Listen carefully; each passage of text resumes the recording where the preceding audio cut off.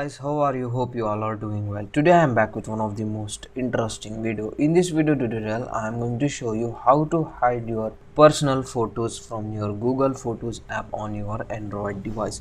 So for this guys, first of all you need to open the Google Photos app. After opening guys, if you want to hide any of your photo, just open the photo like this. After opening, on the top right side of your screen you can see three dots, just tap on it.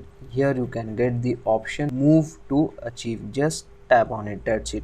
This photo was hide from your Google Photos. If you want to view this photo, go back and here you can get the option library, just tap on it. From here guys you can get the option achieve. You can get your hide photos in this section. If you want to unhide this photo, just open the photo, once again tap on three dots. Here you can get option unachieve, just tap on it, that's it. So with this help of method guys, you can easily hide your photos on your Google Photos app in your Android device.